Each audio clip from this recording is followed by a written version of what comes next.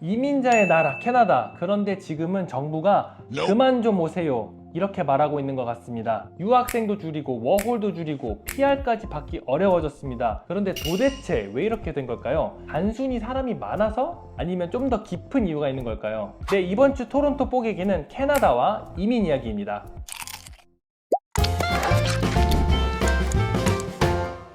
네, 캐나다는 애초부터 이민으로 만들어진 나라입니다. 본격적으로 이민을 받기 시작한 건 1800년대 후반 영국과 프랑스계의 중심으로 유럽계 이민자들이 들어왔어요. 전환점은 1967년 인종, 국적 상관없이 점수제로 선발하는 포인트 시스템이 도입되면서 다양한 나라에 능력 있는 사람들이 하나둘씩 들어오기 시작했습니다. 이후에는 다문화주의가 공식 정책으로 자리를 잡았고 전 세계에서 가장 적극적으로 이민을 받는 나라가 되었습니다. 그런데 캐나다가 이렇게 이민을 받아들인 이유가 단순히 착해서 이런 게 아닙니다.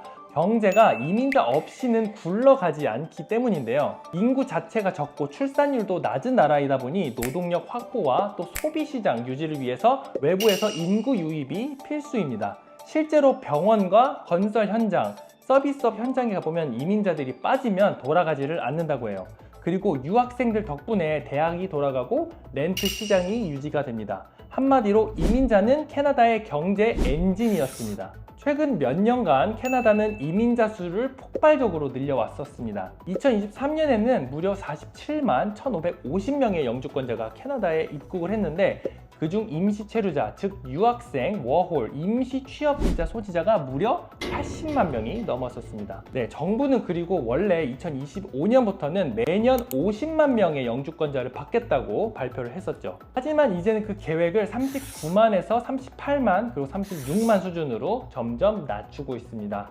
왜일까요? 이민자 수는 늘어났지만 정작 캐나다인들의 삶의 질은 나아지지 않았다는 지적이 많기 때문입니다. 네, 대표적인 예가 딱 세 가지인데요. 주택, 교통, 의료 시스템입니다. 렌트비는 하늘을 찌르고 도로는 꽉 차고 병원 예약은 몇 달이 걸리는 게 현실입니다. 실제로 2022년에 BC주에서 응급실 의료진 부족으로 환자가 사망하는 사건이 있었습니다. 라이언스 게이트 병원, 애쉬크로프트 지역에서 의료진 부족, 병원 임시 폐쇄에 앰뷸런스 지연이 겹치면서 환자가 응급 치료를 못 받고 결국 세상을 떠나는 안타까운 일이 있었어요.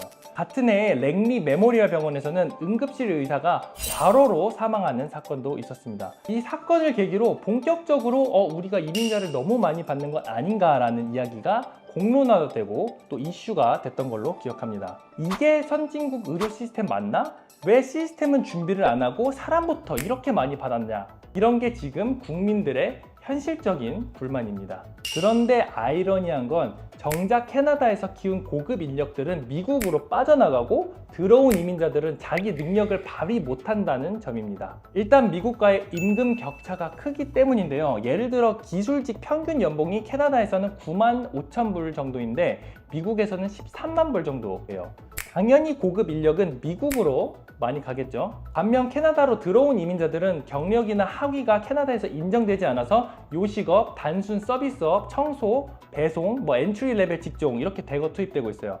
2018년에서 2019년 기준으로 새로운 이민자 35%가 이런 엔트리 레벨 잡에 일하고 있다는 통계가 있습니다. 그럼 이게 경제에 어떤 영향을 미치냐? 인구는 늘었는데 생산이 별로 안 느는 겁니다. 그래서 GDP의 총합은 늘었는데 1인당 GDP는 오히려 줄어들고 있어요. 그러니까 나라는 바빠졌는데 국민들은 좀 더 못 살게 되는 구조.